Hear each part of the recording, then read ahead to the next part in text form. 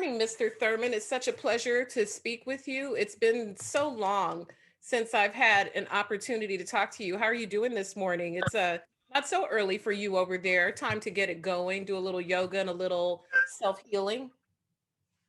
Yep, got a little bit of my morning stretches in. Still just trying to wake up. Got to take my supplements and get ready for the gym here soon. But yeah, it's a beautiful day. It's been a little bit of a cold week, but it's December. It's gonna happen. Yeah, even Floridians get a little so what's cold for a Floridian? What is really cold for you guys?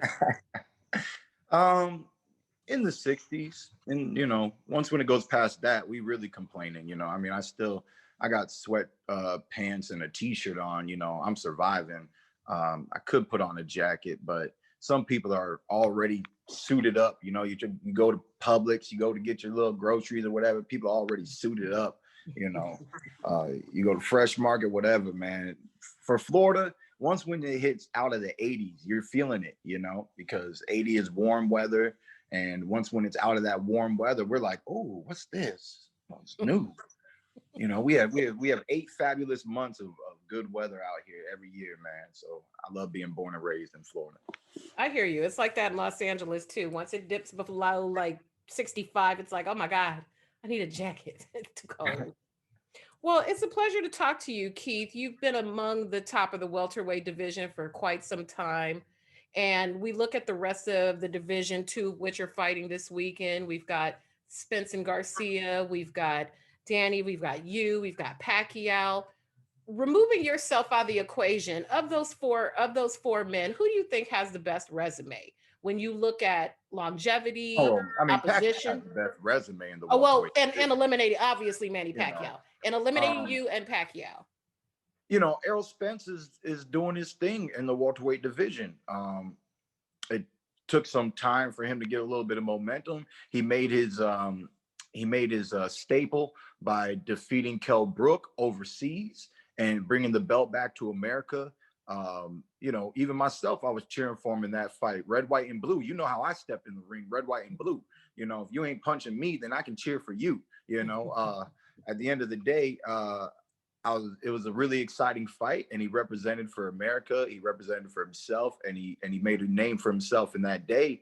And ever since then, he's been an undefeated champion. He unified against Sean Porter with the WBC title, and now he's defending it again against Danny Garcia, which I think is the biggest puncher he's faced throughout his career. And I'm looking forward to the fight this weekend. I am too. Keith, you have such a polarizing effect on these other fighters, not so much on the public. I think generally the fans appreciate you and they enjoy what you do in the ring. But when I look at how the other fighters regard you, not that you guys all have to be buddy buddy and high-fiving each other when you see each other, but you're not out there on social media talking crazy to people, but you have such an effect on people. Spence says he doesn't want to fight you. Terrence Crawford has plenty to say about you. What is it about Keith Thurman that has such an effect on these fighters and the ability to communicate to try to make some of these fights at welterweight? I mean, I call myself no BS, man. There's no BS in what I do. There's no BS in what I say. I mean, I can play around from here and there, but you know, 90 some percent of the time, your boy one time's only speaking the truth, man. And sometimes people they don't want to hear the truth. They can't handle the truth. Terrence Crawford came with some weird whack article saying that I made 2 mil fighting Pacquiao. Like, I ain't make 2 mil since PBC started, so I don't know where his source is coming from. And if they paid Kell Brook $2 million, that's what $2 million get you. Look at that performance, okay? Your boy one time come through, man. I come through with the action. I come through at the press conferences. Just all the way, man. I'm all the way live, man. This is my heart, my soul, my dream, and I'm living it. And I love it. I love competition. I'm the first fighter that says I'm not afraid to let it go. If you can beat me, beat me. Why? Because you're gonna do it to my face. You're gonna do it right in front of me. You know what I mean? There is no gimmies in this sport. You can get close fights. It was a close fight, but at the end of the day, when you leave it up to the judges, you got to do what you got to do to impress them judges, man. Don't be upset about some decision that you let happen. It is what it is. I'm coming off of a loss. I'm a little angry, and I want everybody. It's Thurman versus everybody. I still believe that I have all that it takes to get back ranked to the number one welterweight in the welterweight division. I don't believe that one little loss dictates my whole career. Um, I have the skills, the talent, and the ability to upset a lot of talent out there. And I'm just waiting for my opportunity once again to get in the ring and entertain the boxing fans.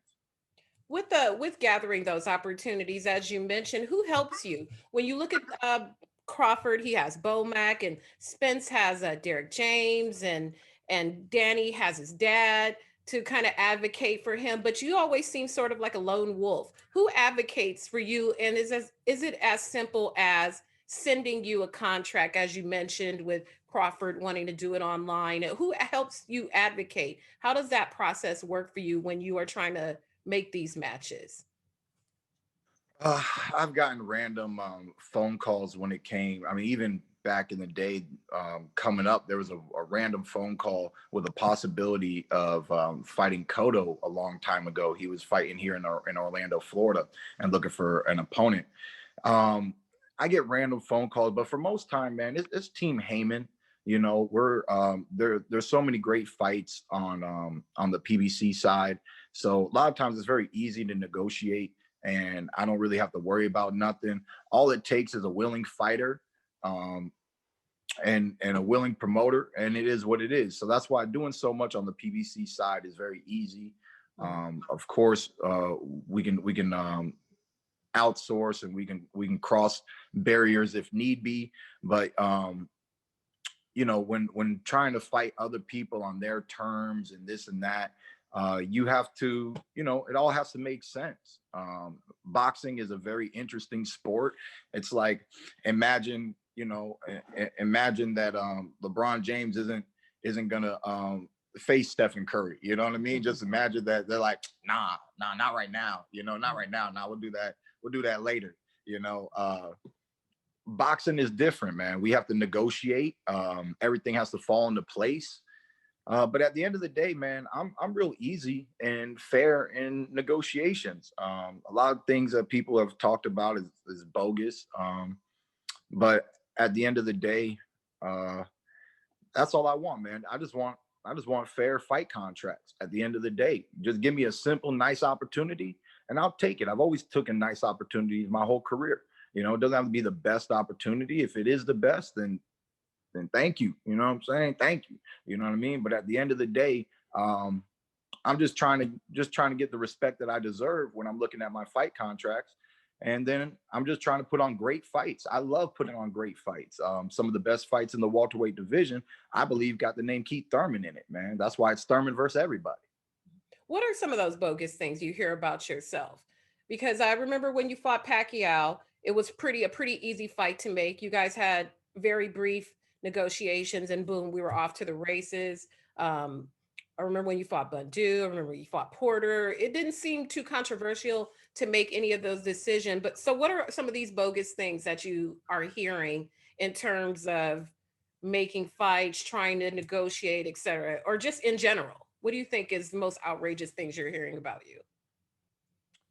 Um, you know, they just said that there was an article that said Thurman asked for $10 million. I don't ask for money. You know what I mean? I ask what you're willing to put out, but I don't put a number on nothing. You know what I mean? It's always negotiable. You got to negotiate. I was raised in this game from veterans. My original trainer was a war vet and a boxing vet. And he taught me everything there is to know about the sport of boxing. He told me when I was 14, 15 years old what it's going to be like to be $1 million fighter. And he said, you are that fighter, boy. You are that fighter. He told me how these promoters act. He told me how these managers be. He told me how the networks are. He told me all the money's in the networks. I ain't see $100,000 till I fought on HBO. Ben Getty was right. You know what I'm saying? Everything else before that was 3,000, 5,000, 10,000. HBO came through 100,000. It's all in the networks. HBO, Showtime, nowadays ESPN, Fox. It's always the money flows through the networks. And the networks love Keith Thurman. and I love the networks. I love working with everybody that I've had an opportunity throughout my career. That's why it's easy to do business with me, man. If you want to make it difficult, you can make it difficult, but it's really easy at the end of the day. So, that's all I got to say. I mean, I'm a fighter. All I want to do is fight, all I want to do is fight every single day of my life. I've had 22-month layoffs. I've had, this is like a 16-month layoff. I've had all sorts of layoffs. Every day of my life is one day closer to stepping back in the ring. And that's how I look at it until the day I retire. That's the life of a fighter. How are you feeling? You've had some injuries. You tend to keep them to yourself. You're not very public talking about them, except your most recent with the hand. I know you've had some other injuries. How do you feel right now? What percentage would you say you are right now? And also, getting over the hurdle of the mental barrier of testing a wounded limb, a hand, where are you at mentally with that, with injuries you've had? You know, I'm not a big fan on the percentage of health and wellness. At the end of the day, I'm way better than 2019, and that's all that matters to me. I feel a lot better. I'm This hand is way more solid, way less pain from a not even just a day to day experience, but um, when when any athlete is competing with injuries, it's not just the competition, it's the preparation that's grueling. There were so many days in sparring in 2019, even getting ready for the Jose Cito Lopez fight. There were just so many days where I had to call sparring short.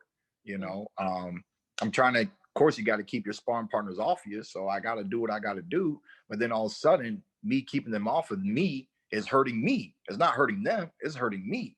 And I got to tell coach, man, take these gloves off. We're going to jump back in this ring another day. Ice it down, do what I can do, take 3-4 days off sparring and then get back in there and just try to be cautious.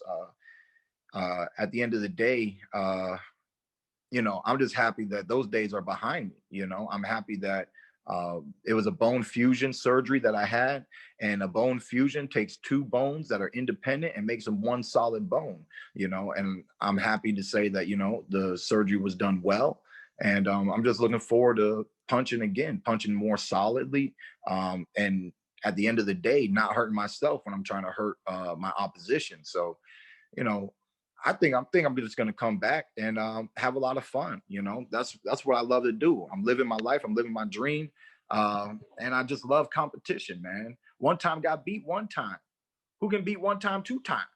I was a two-time champion. I got one loss. Who gonna beat one time two times? I'm still waiting for that day. I just love my career. I love the competition in the welterweight division. I love the history of the welterweight division. I love competing, and that's all I want to do is get back right and compete at 147. So few fighters stay at their weight. You are expressing a love for that weight division. Is that the end all be all? We see a lot of jumping around in 154 and down to 140 and up to 168 and all these jumping arounds to make big fights, you could say. Is that for you? Or is 147 it? Nah, I don't see myself jumping up until maybe like, you know, to the later years. I just turned 32. Maybe when I'm 35 or something, if I really felt like it, if an opportunity came knocking on the door. It's not that it's really out of the way, but there's just no desire. Like you heard what I just said. You heard my passion. I just got a love and a passion for 147. I always knew my place in the sport of boxing. I always tell people we got weight classes for a reason. You can play with fire. We Lomachenko got burnt. Mhm. You want to just keep up and up and up and up. We got skills, we got talent, but eventually the bigger guy at the top of the world of fight game here, you're gonna get got. So it just is what it is. You brought up Lomachenko. That was a particularly interesting fight. Teofimo Lopez was a huge underdog in that fight because Lomachenko's been the pound for pound guy on many lists for a long time. Was it specifically Teo being the bigger guy? What do you think that he did well in that fight that propelled him over Lomachenko? Well, I know he was underrated and undervalued going into the fight.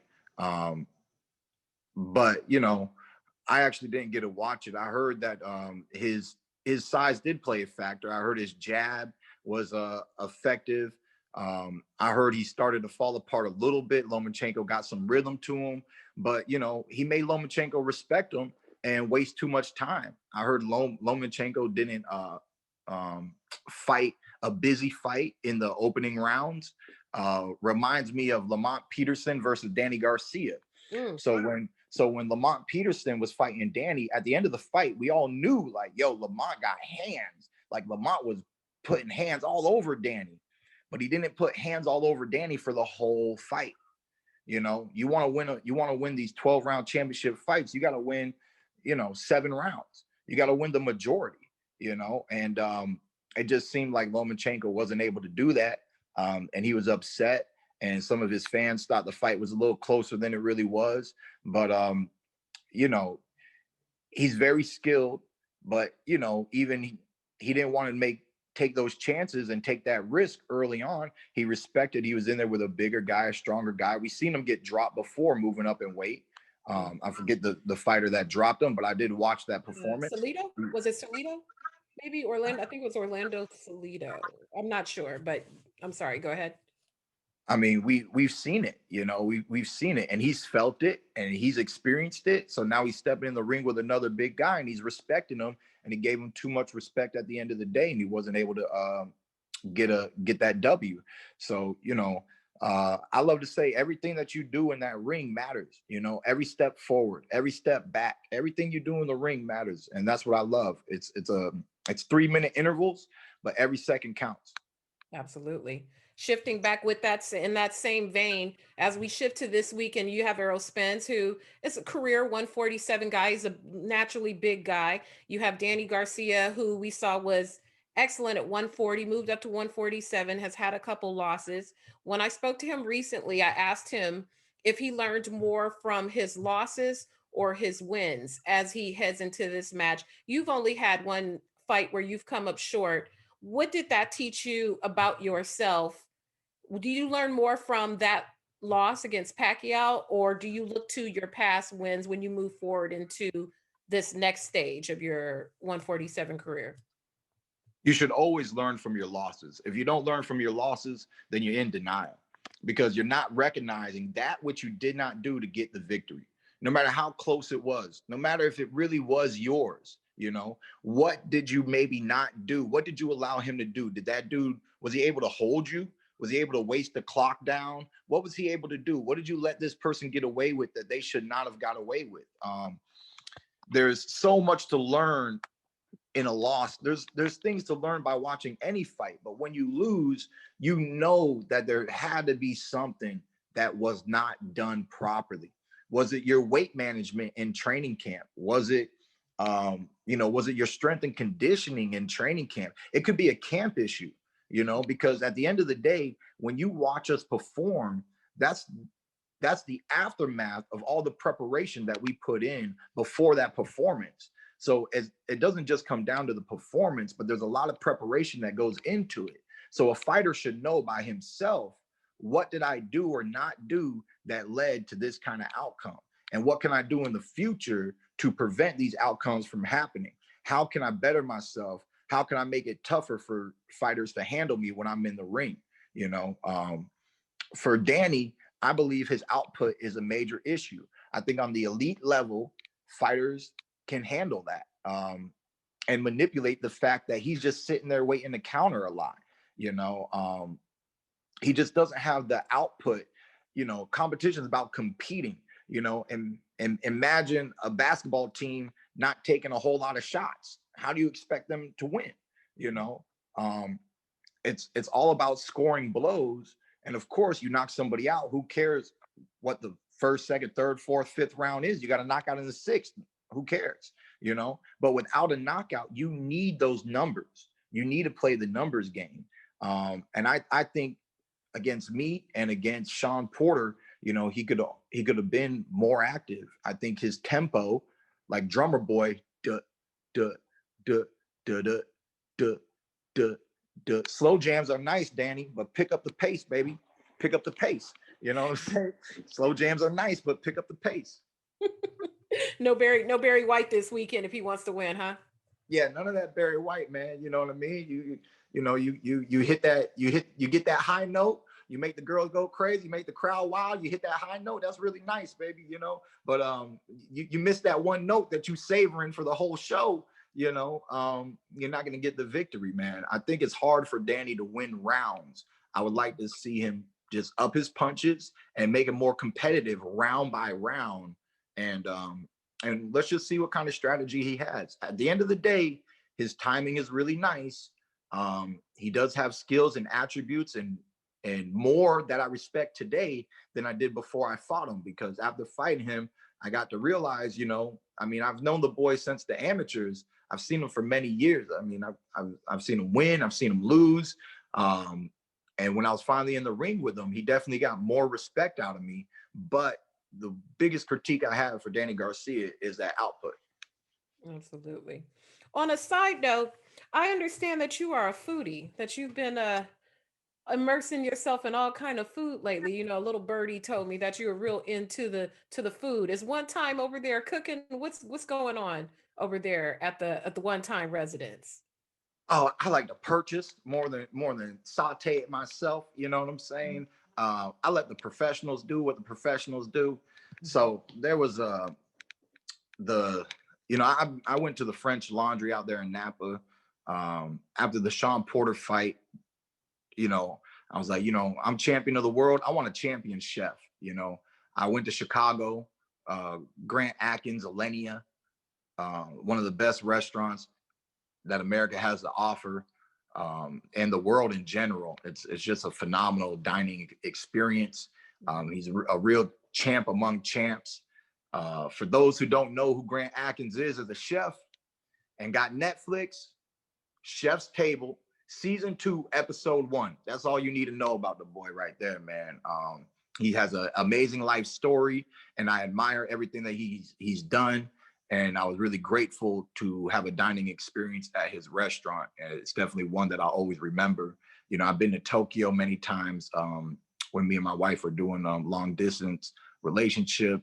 And there's tons of great food in Tokyo. I mean, they got great food at 7-Eleven. You feel me? I mean, they just got food, man. They like to eat. They're like perfectionists. They're not high in sugar. It's a nice dining experience. Mhm. And lastly, I want to ask you about your beautiful wife. Nothing too personal. You guys are settling into marriage now, and what does she think about the boxing industry over the years? When I thought about you, I thought about Tim Bradley and how later in his career his wife became involved in negotiations and contracts. And I thought about your lone wolf status and having someone in your corner who truly is advocating for solely your best interests. Does she have an interest in being involved in any of the business of boxing, or is she content to watch you go out and just do it for the family? Yeah, she doesn't know too much about the sport. I actually met some fighters out in Japan, and I went to a few shows out in Japan. So I took her to some boxing events in Tokyo before she ever came over here for the major Pacquiao fight.